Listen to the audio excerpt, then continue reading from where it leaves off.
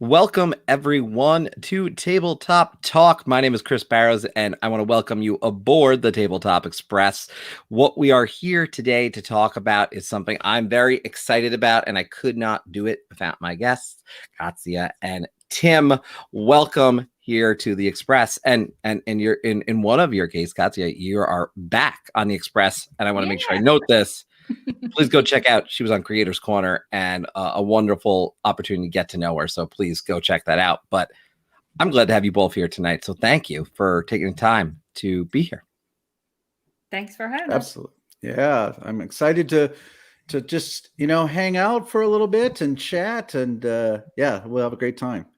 And I want to just start this conversation because what we're here to talk about is conventions, volunteering, what that is. What does that even mean? I mean, honestly, let's start with that. What does it mean to volunteer at a convention? You both have some different perspectives and experiences with this. I'd love to start with you, Tim, in the sense of what does volunteering mean for you? Because volunteering, it's not as simple as, oh, you go get to help out. There's a lot of ways people are going to be able to help out if they volunteer. Well, I mean, it depends on the role that the volunteer is going to play for the publisher. So publishers like Thunderworks Games are looking for enthusiastic representatives of their games. So someone who is going to be excited about teaching the game, is going to show off the best bits of the game, and really get people excited about buying the game. Ultimately, that's what a publisher hopes that people are going to do, is buy the game. So that's probably the most important role, is somebody who is going to represent the publisher and the games in the best way possible. And obviously there's a vetting process that has to happen. You want to have the right people. I know, Katya, you've been through the process of being a volunteer. Can you talk a little bit about what that meant and what your experience was like? Sure. So I volunteered for Floodgate Games for this past Gen Con. And I mean, I had already been in touch with Ben, who owns the company, because I did a lot of work for him with my mosaics, and he was part of the calendar project. And Michael Giuliano, who works for him and is in charge of organizing stuff for the cons, I co-host a show with him on Monday nights. Anyways, we've become good friends, and he asked me if I wanted to volunteer for Gen Con to go and help out at their booth. So, and he knows that I really love their games, and that's exactly what Tim was saying. You want somebody who is going to represent the games, is going to be enthusiastic about the games, and that was, like, for me, Floodgate was a no-brainer, because I absolutely love the games that they put out. So so that's how I was recruited, in a way, to go and help. If someone, I mean, like, I know that once in a while you'll see like posts on social media, on Facebook, of a publisher saying, we need volunteers for, such and such day, or we need volunteers for the whole thing. So I think it varies. And I think that depending on how much work you'll put in, you'll get sort of compensated in different ways, right? Like whether you get your badge fee covered, or whether you get your badge fee and the hotel stay. Like, it all depends on how much work you put in. So like I actually was there to help set up.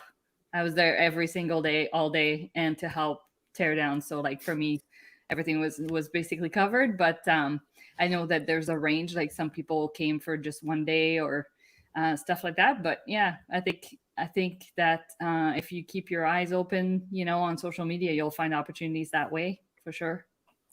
Yeah, and it's interesting because obviously people put that out there, but part of it is also connecting with people. And when you talk about social media, one of the things that happens for me on Twitter, that's how I've been connected to both of you, and I'm grateful for it.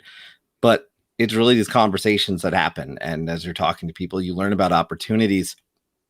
I think it's interesting, though, because you talk about, in the comments we have, I think a really great one here, talking about kind of the things you look for, which is personality, character, enthusiasm. And I think that all stands out to me, because when I go to a booth, I do want to understand that if I'm playing a game in particular, you both, I think, have more con experience than I do. I've been limited in my travels, unfortunately, but in PAX Unplugged, I remember going to the gaming area and learning a game. And when you had a good trainer of a game versus a bad trainer, someone who didn't know it, there's a major difference there. So when you're talking about a publisher, Tim, that's got to be a huge deal that you understand that they do know the game, that they can speak to it, and they can really share a good experience with it. I can, that's got to be part of the criteria as far as I'm guessing. Well, absolutely. I mean, just to back it up just a little bit. So there's going to be different ways that people who are working or volunteering in at a convention are going to be doing. Some people are going to be working in the booth, and their job might be just to help bag up games and sell them and work the cash register or whatever, taking cards and all that. People who are restocking, people who are setting up the booth and tearing down the booth, and usually that's all hands on deck kind of stuff. But then there's people who are maybe just giving a short pitch in the booth. So just basically sharing a couple of highlights of the game, kind of doing a Vanna White, if you will, like here's all the stuff in the box and everything. And then there's going to be people who will be doing full plays as ticketed events. Now this year at Gen Con and Origins, we chose not to do ticketed events, and there were fewer ticketed events just because of the current situation with the pandemic. And we weren't sure people were going to be comfortable with that, but we did do it in the booth and did short plays, and that was fine. But normally you're going to have, several people that are just going to be doing ticketed events throughout the day, playing through an entire game of the games that you want to highlight. So it's different. It's going to be different people are doing different things. And so you do want to try to catch the people that have those particular skills. Now, you can pretty much train anyone with a little bit of practice how to give a high-level elevator speech about your game. But somebody who's going to be doing an entire playthrough should really know the game quite well, know the rules enough that they don't have to spend the entire time going back to the rule book. And I'm sure everyone has experienced a teach where it's been poor and you just really don't enjoy the game because the person doesn't know what they're doing. And it may not be through any fault of their own. They may just not be prepared for it. So it really is the responsibility of the publisher to make sure that they've spent adequate time with the volunteers, whether that's actually doing a playthrough the day before, the night before, if they can, have meetings in the morning before the hall opens to kind of just touch base with everyone. Preferably, your publisher's already sent games to their volunteers so that they've had a chance to practice them, or they've owned the game already, so that when they're at the convention, they're ready to really do it as well as they can. They're on stage. So as a representative of the publisher, like I said before, they have to, really be at the top of the game. Yeah, and I think that's the thing that I would emphasize for people that are thinking of volunteering for a publisher is that you want to make sure that you're going into it as if like you're working, is the way I approached it, because you're trying to make sales ultimately for the publisher who decided to recruit you and pay for your badge or pay for your hotel. And so it's important that you're doing a good job so that that expense is worth it for the publisher. Otherwise, it's like, why would they even bring you on, right? So I remember the night before the convention opened to the public, we had a meeting basically with the people that were volunteering for Floodgate, with the crew from the company, and they showed up. Basically, they had all of the games there, and it was like, play some if you want. If you need to review the rules, you can do that. If you have any questions, we can help you. So that really helped, like for me, refresh on the one game, like Holy Festival of Colors. I hadn't played in a little while. So we played, 3/4 of a game, and that really helped sort of like solidify, okay, yeah, that's right. That's how it works. And so I was comfortable demoing 2 of the 3 games that were there for that convention. So it was nice to be able to have access to the rule books and just to kind of like clarify a few things before going in for the whole weekend. But yeah, I mean, I think the way that publishers approach it might vary a little bit too. I've definitely seen publisher booths where they seem to do more of the full games, and maybe that's, if they don't have ticketed events going on, then maybe they'll do a little bit longer demos in the booth. But we were definitely trying to basically, yeah, do a pitch, like the elevator pitch. It's like, this is how it works, like going through like the main, steps of how the game plays, and show a couple scenarios. If it, if you do this, then this will happen, and stuff like that. And people are like, oh my god, this is so cool. So like that was sort of our approach to it. And then when things would slow down at the end of the day, and you'd have a group of 4 people show up together, and they're like, oh, can we try it a little bit? It's like, sure. And then if it got really quiet, it's like, yeah, keep playing. So it all depends, I think, on how much traffic there is as well. But yeah, that was my experience anyways. Yeah.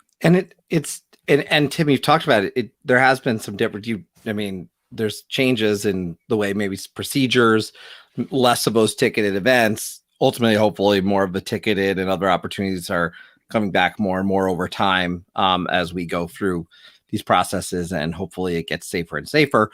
But I'm wondering, from the experience, though, of running, say, a ticketed event versus the playthroughs, is there a sort of thing that you're looking for versus, in kind of their ability to pitch? Is it something that you're figuring out, okay, we want you people up, you group here, you're really great, I want to have you over here, that you have to go through and kind of figure out who's the best person for each of these jobs?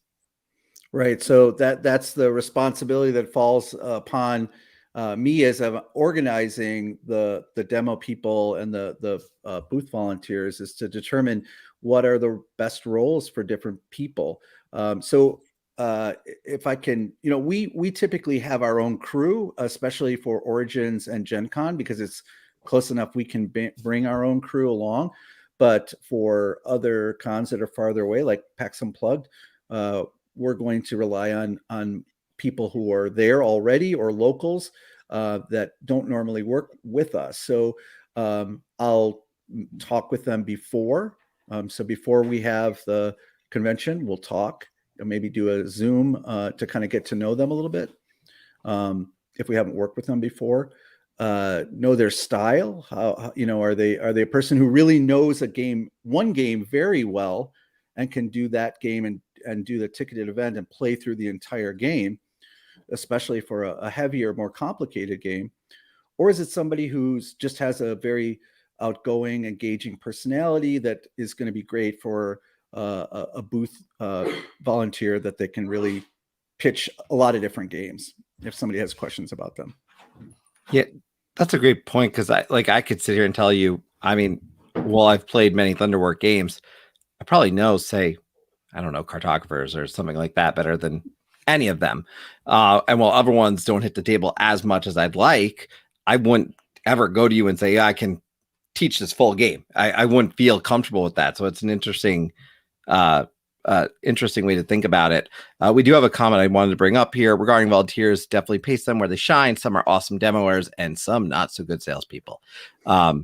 And the particular point I note is that some are not good teachers, which I've run into. You mentioned earlier, I remember PAX Unplugged, and no fault of anyone, I kind of had to teach. It was not Reef. I'm looking Deep Blue. I had to teach Deep Blue to myself because the teacher was saying rules. And so we looked at the guidebook. So, it's interesting how that works. I'm wondering, though, from your perspectives, what do you think's been the biggest change now with the return? Because we're coming back, events have been happening, we've got events coming up. What's the biggest change maybe that's taken place for both publishers and volunteers? And either Tim or Katya, whoever. Well, it was my first time volunteering, so I don't really have a lot to compare to. But, so I'll let Tim address that. I would say, as always, I think that you pointed this out earlier. It costs a publisher to go to a convention. It's a large expense, and So the hope is that they're going to sell games in order to, pay for being at the convention, because booths are not cheap, and hotel rooms for volunteers if you're providing them, meals or things like that. So you want to make sure that you have people that are going to help sell your games. And at the bottom, I tell volunteers that we're salespeople when we're at a convention. Otherwise, we're gamers. If we're sitting around the table playing games, we're gaming. But at a convention, the purpose for us being there is to sell. So we want to be sure that we're inviting people to buy the game. So here's our game. Here's how it plays. Here's what's fun about it. Here's a box. You can have this one right here, and here, buy it. So we want to be able to do that, so that we're paying the bills, if you will. And I'm sure everyone knows that the expense of publishing has increased dramatically. It's been on an upward trajectory anyway, and the pandemic didn't help with supply chain problems. So there's a lot of expense. So publishers are looking to, make back a lot of those lost margins by trying to sell more of their games. So just like a person working in a car dealership is there to sell cars, we're there to sell the games, and we're there to point out to people what's great about them and why they should buy them, and invite them to buy. Well, and also, like, I found inviting them, also like keeping an eye on people when they're looking at the game from the aisle. And if there are times, we may have lost Tim for a bit. If there are times where people start to talk to each other while looking at the game, then they're talking about the game and they're wondering about it, and that's when you want to kind of like reel them in. Yeah. You want to have that friendly approach to say, hey, did you have any questions about this game, or have you heard anything about it? And it's like, well, you want me to explain how it works. And so I think you can't just wait for people to ask, because when things start to slow down a little bit is when you're going to have to pay attention to who might be a little bit more shy, staying on the, in the aisles, and you want to like reel them in and try and sell the game, like Tim was saying, because it's so important to be able to to convert in a way. Like, you don't want to spend your whole day there and not sell the games, because that's just, it's not good for the publisher, and it doesn't feel good as a demoer. Like, right. I remember, like, even when we started the first day, like, I was so nervous because I had never done that before. I'm terrible at explaining games to begin with. So I really felt like, what am I doing here? But it took a little bit of time to get into that groove of getting the rules, or getting like the overview of the game explained clearly. And you end up having like this order in your head that you go through, and then it becomes on repeat. So when the next group comes over, you're already kind of like prepared. It's like, okay, I'm starting with this, and then this seems to work well when I mention that second, because then it flows into, so you have like this sort of like flow that you end up developing over the course of the weekend. So so it's helpful for sure to do that. But yeah, I mean, it's nerve-wracking, and it's stressful, because like, I'm not a salesperson, so I definitely felt very like not pressured by the team at all. It was my own sort of like pressure on myself, that it's like, I want to make sure that we sell games from what I'm explaining to people, because otherwise I'm going to feel awful for like taking a spot here and not making sales. But you offer a great point in my mind, that is, people are stepping into a role that some of them maybe never done it before. Not everyone's even comfortable sitting on a live stream like this, or dealing with a technical challenge that you might occur. You know what I mean? So like, just to be like, I mean, you've got Tim here who's an expert saying, no, I'm good, I'm gonna pop right back in. So some people can't handle the idea of their face on a screen, let alone in front of fans of a game who are going to know the rules. So I think that's a legitimate thought that I'm sure you're not alone in. And by the way, we got to share this. Apparently you rocked it at Gen Con.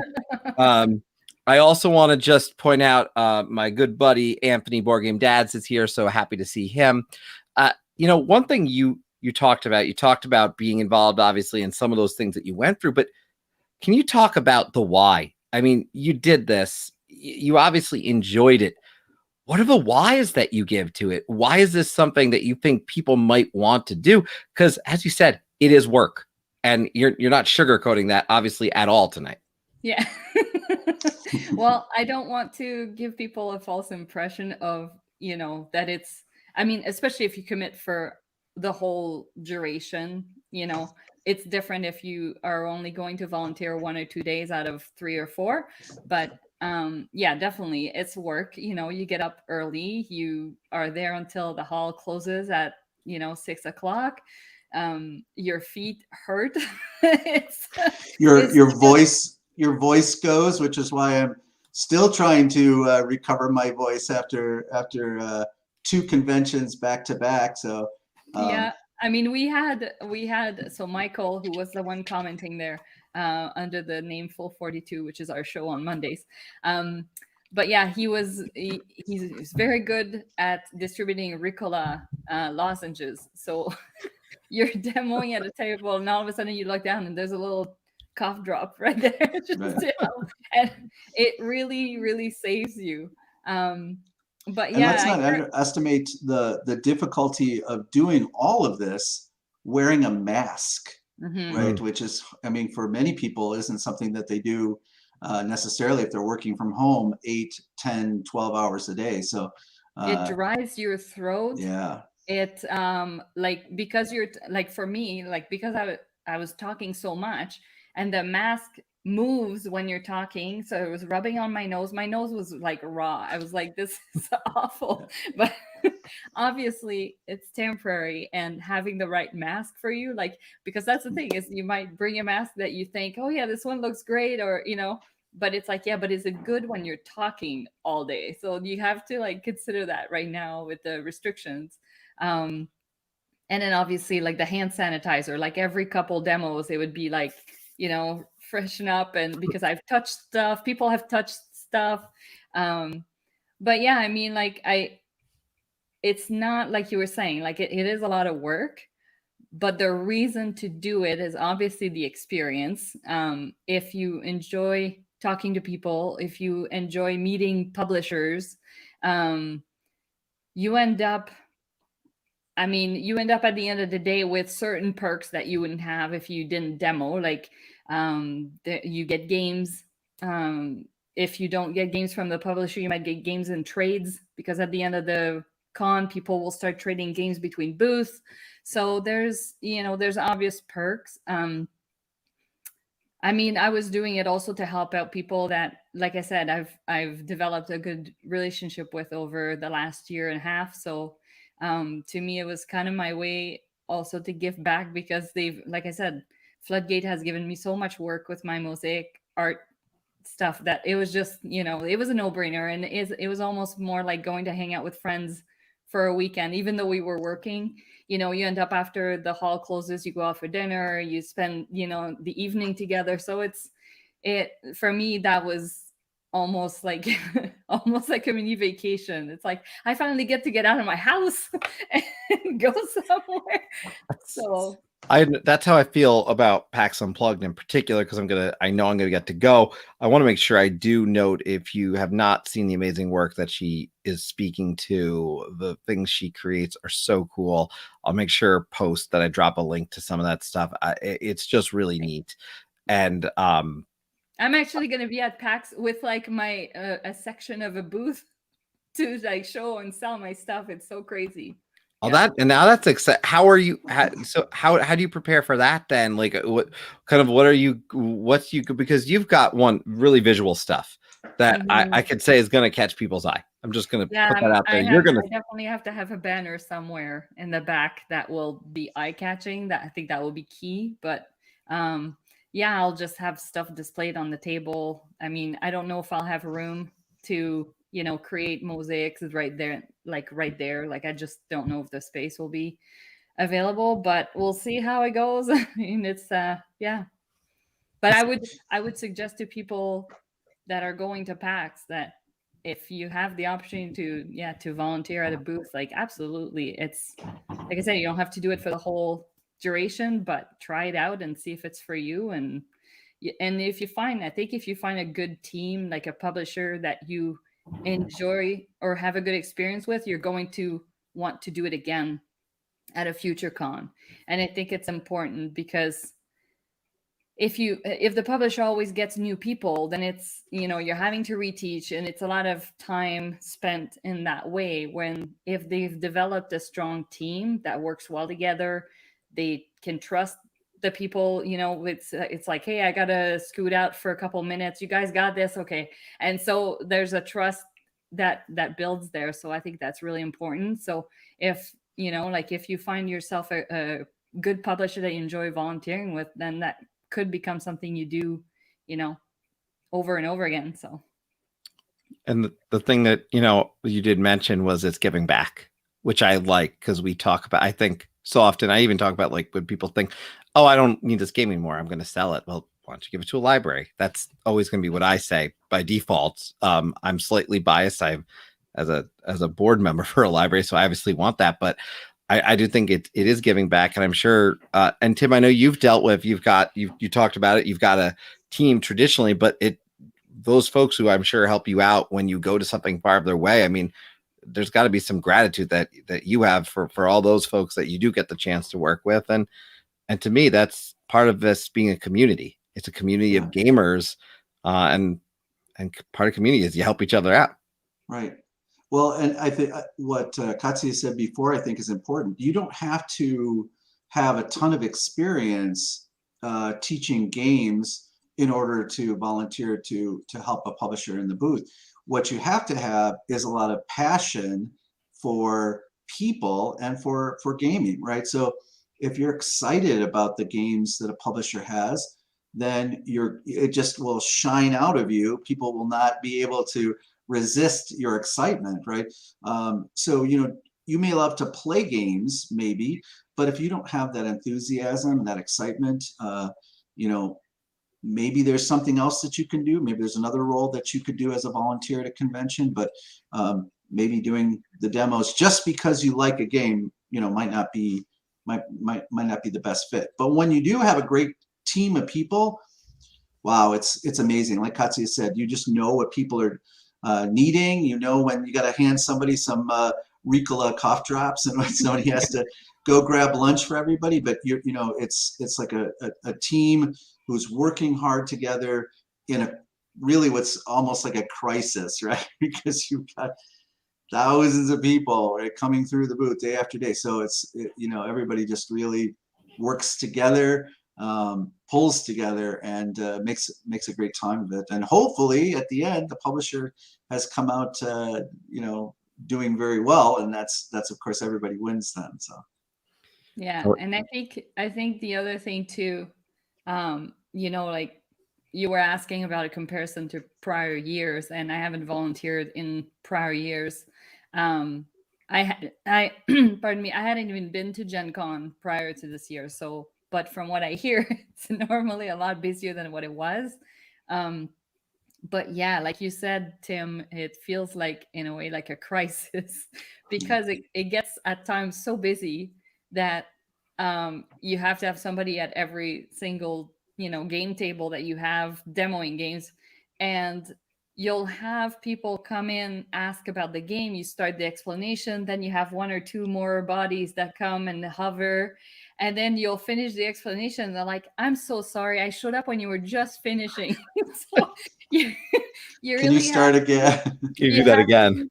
You have to be patient. You have to not mind having to start all over again, because that's what you're there for. Like, you can't think like, oh, that's just not going to be helpful. That's why you're there, is to explain the game. So if they showed up at the end, they showed up at the end. So it's like, all right, well, let me restart that for you. And I think that, it's just like you say, if you have a good team, I think it makes all the difference. And also, making sure that you're inviting people to come and sit down and play the game. And that you're inviting everybody, whether that's, you might see parents with kids, right? And you want to get everybody involved if you can. There's always going to be somebody in a group that maybe is kind of standing a little bit farther back, but do you want to make sure, come on in, sit down and play. Oh, I don't know if this game seems too hard for me. No, it's just give it a try. Because you really want as many people to get a chance to get a feel for the game and how it plays. And the question I always ask when I'm done with a demonstration is, what's your thought on this game? But also, can you think of anybody in your gaming group that would like this game? Because sometimes you'll have somebody like, maybe this isn't a game for me, but I can think of somebody else who would really love this game. So I mean, maybe I'll get it for them, right? Mm-hmm. That's a good sales tactic for sure. Yeah. I do have a question, Tim, and I want to direct your way because we had the question of how was Thunderworks Experience at Gen Con this year. Not sure how. Obviously, was this the first con you were back at in terms of cons, or had you been to a few before this one? No, well, we did Gen Con, then Origins, and then we have a local convention here in Madison, Gamehole Con, that'll be coming up next week, and then PAX Unplugged. We didn't go to Essen this year. We didn't have enough new titles available yet, and Essen for any publisher in the U.S. is extremely expensive, big investment to try to go unless you have a method for having games and merchandise drop shipped there. It was actually a very good season for us. We didn't have a lot of new stuff, so we had our old, the typical evergreen stuff, the role player line and cartographers, but we did have a demo copy of our new Cartographers Heroes, which is just hitting the shelves very soon, and Role Player Adventures and Cape May. So we were excited to show those off, and there were people who were eager to buy them, and we just said, well, they're coming soon. So so sales-wise, I would say, I think the best quote, and I would repeat it because I totally agree, it was for half of the attendance, it wasn't half bad. That was, I thought that was perfectly appropriate. I think it went, like it was busier than I expected. And I think that, like for the group that I was with, like with Floodgate, I think that they definitely sold more than anticipated because like they had to bring in more games halfway through from the warehouse because it was like, we're selling out of this. So it went well, I think so. But yeah, the other thing I was going to say is that the people that are considering, volunteering, if you don't have necessarily like a contact person to, put you in touch with anybody, like I'm sure that like in the Facebook group, for example, like in Board Game Revolution, like we have publishers in there. And if you see people that work for a company that you love their games, then send a message and see what happens. Be like, hey, I would love to help demo for, this con. Like I live close. Like if you have any openings, like make that opportunity happen for yourself, because I'm sure that some of them will have a spot for you. It's interesting you note that too, because Deepwater Games was actually at New York Comic Con, which is a con I go to usually more for cosplay, and I enjoy doing that. And board games have lacked at it. They've severely lacked at it. And I saw that Deepwater was there, and I was not able to go this year because I had a wedding, but I reached out to Amelia and said, hey, I told Eric, I told Deepwater, I said, if you need help in the future, like, please let me know. I am here, and I go to that every year. And I love Monstrosity. It's a great game, and I know that game. It's so much fun. So much fun. So I immediately did that. But that's the thing. You do have to be willing to open up a little bit and maybe reach out. And and sometimes people might not be the person, but they'll point you in the right direction. The conversation has to start somewhere. You can even, like, I would even say, if you know you're going to a specific convention, put a post in one of the Facebook group and say, hey, any publisher looking for a demoer or volunteer, like I'm going to this con, let me know. I'm sure somebody's gonna come and be like, actually, we might have a spot for you. Like there were a lot of people this year that had last minute cancellations, and like I said, like I kept seeing publishers make posts saying, hey, we need somebody for Gen Con, we need somebody for Origins, because people were backing out last minute due to, you know, COVID concerns or travel restrictions. So I mean, yeah, like use those channels to try and find that opportunity for sure.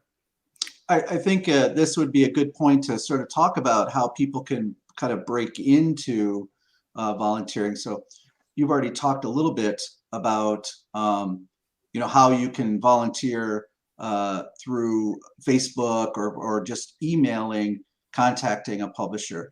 The other way is there's two groups that provide volunteers and demo volunteers, not only at conventions, but also to do local stores and game stores to do those.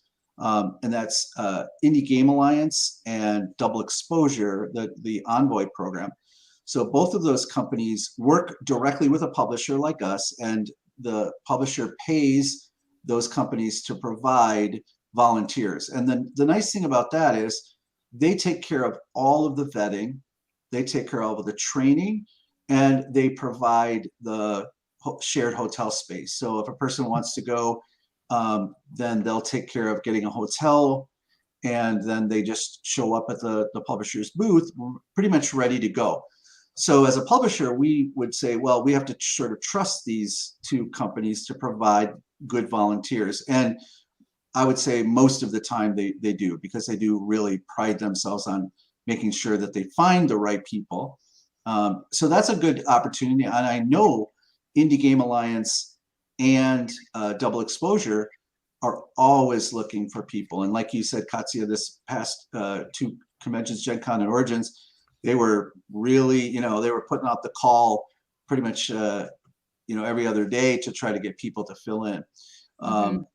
That's how I started. I started with Double Exposure, and where I started was with the master. I was a volunteer for Stephen Bonacore at the Stronghold booth, and I consider Stephen Bonacore to be really the sensei of how to run a booth. I mean, he's like the consummate salesperson, great personality, and so I learned from the best. That's how I got into it.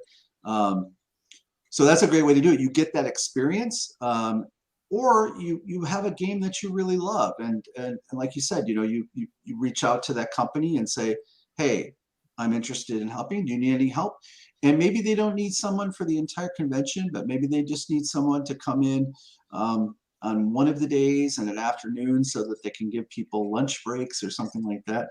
That's a great way too to do it without a big commitment. You can still go to the convention. Now for, you know, if, like when we bring our crew or other volunteers that are going to, like you did for Gen Con, you're going to be all in, right? You're going to spend your entire weekend doing the booth. And so if you're going to do that, you have to be willing to say you're not going to be able to do anything else. You might have a little bit of time to shop around before the hall opens, but yeah, you're not going to be able to go to you know, a talk or something in the middle of the day unless you can work that out with the publisher. It's an important clarification, I think. It depends how much you want to go in, though. As you've both pointed out, there's a lot of ways. It could be a little bit of involvement or going all in, and whatever it is for you. If it's just a foot in the door type thing for a little bit versus the whole day, that's a choice you can obviously make. And I thank you for mentioning the groups too, because I'm imagining many people are not aware of that. The other thing that I think about before we kind of cap, because I think you both highlighted some important things, is how do you both, how do you see, I guess, the future of the cons and the opportunities? Because it sounds like we're going to get more and more of expansion of maybe things that can be done, more of those table, you know, more tables to be played. Where have you seen it going? Tim, you've been to a few now. You're seeing kind of the opening up that's happening. And one question I did get asked before that someone said, you know, if you don't mind asking, was when do you see it getting back to more of a fuller attendance? Do you think we'll be there in next year, or is it really still too unpredictable? Well, I mean, I think it's hard to say. I mean, I think things are looking much better, and I feel like people are becoming more comfortable with just taking precautions and trying to make, if you're not healthy, you stay home. This is just the general stuff people should be doing, every day anyway. But I feel like 2022, things should probably be back to more to normal. I feel like convention attendance will be much higher, but it's hard to say. Anything could happen. I know certainly as a publisher, we are hoping that that will be the case. So the convention we have coming up here in Madison has a vaccination requirement, and PAX Unplugged, I believe, does too. So with that, and masking, I feel like these are going to be to capacity, the normal attendance, hopefully. And since we have new titles that will be available at PAX Unplugged, all of our new games will be there, Role Player Adventures and Cape May and Cartographer's Heroes. So we'll have those. We're certainly hoping people will be there to try them, play them, and of course to buy them. So I want to take a time to, of course, say thank you to both of you for joining. You both have some great stuff. You've mentioned a few of the great games, Cape May in particular. I know I'm excited about, and Katya, you've got, obviously you've talked a little bit about that you're actually going to be at PAX Unplugged. I want to take a moment to encourage everyone to please go say hello. The work you do is incredible. Is there anything you do want to share? Any other upcoming things that maybe we haven't had a chance to mention? I do want to make sure people know about some of the good work potentially coming their way from both of you. Well, so at PAX Unplugged, the one thing that I can say is that I will have Christmas ornaments for sale, which were not part of the Kickstarter. Love it. And so it's going to be, sort of an item that you can't get anywhere else. The other thing I would like to mention is that November 4th to 7th, there is QsCon down in Syracuse. So it's a smaller convention in Syracuse, New York. And I'm going to be a special guest there. And it will be really fun, focused on gaming prizes and some panels. So yeah, if you're in that area at the beginning of November, check it out. And I did a mosaic for the logo as well, which is going to be available on shirts. So it's something that's starting, right? Like doing t-shirts with my art on it is really, that's something that I'm really excited to start to grow. So. And I want to tell you, I'm going to hold Anthony to this because he said he's definitely buying one of those.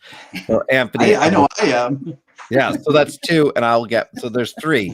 We'll put 3. You're guaranteed free right now. So that's a good start. Made it worth it. Tim, what about you? I know you mentioned some of the great games, Cape May in particular, as I noted. I'm particularly excited for, I'll admit, I didn't back Cartographer's Adventures. I did. I'm so excited. I got to double check what I backed. I might have backed it all. I very easily hit the all in button. I know I got the email today that checked my email, so something is coming, and I'm going to know soon.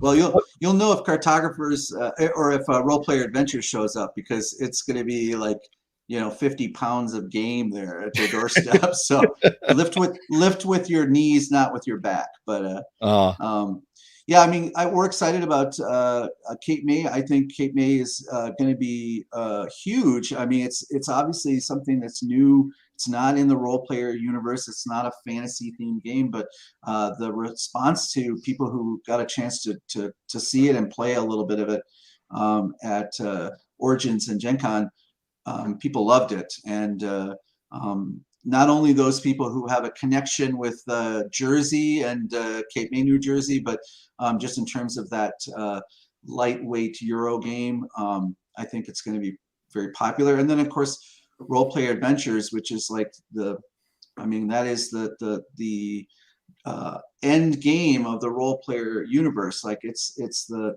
big title. So we're excited to get that out there. And once people, it's already been out in Australia, New Zealand, and in UK.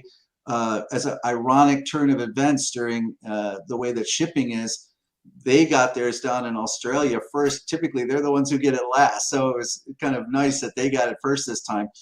But we're getting reports from people who are playing through the campaign and are already like 3 or 4 of the storybooks in and are just going crazy for it. So we can't wait till everybody in North America gets theirs and starts playing through it. So if you're at PAX Unplugged, come check it out because we'll have them. But bring a shopping cart because you're going to need it to get it out. It's like Gloomhaven size. So. Oh yeah, I was wondering if that was a good comparison. So I'm glad you say that. It's about that big. I do want to let people know, if you are watching this, be it later or be it live, I've seen a few of you are still hanging around with us. Next week here on this channel, we're going to have our favorite Halloween games, Ghosts, Goblins, and Monsters. Oh my, that's what I called it, but it's Halloween games. A lot of good fun. I'm going to have Anthony and my good buddy Ryan Espin coming back to the channel. And then on the 20th, we're going to have On the Table, which is the new series. And maybe you could all come back sometime for this in 2022, where we just talk about some games we played over the past month. And it's just a great conversation, talk about that experience of gaming, fun, casual conversation, kind of like we had here today. So come tune in. If you haven't, please go check out the great work from both of these wonderful people. And I want to thank you both for being with me here tonight. Well, thank you. Thank you very much. And with that said, I want to thank you all for coming aboard the Tabletop Express this evening. I hopefully will see you all next Monday as we talk about some more Halloween games, and that'll be a great conversation and some great suggestions, hopefully for you. Some you may know, some you may not. Other than that, I say have a great night, and I'll talk to all of you very, very soon.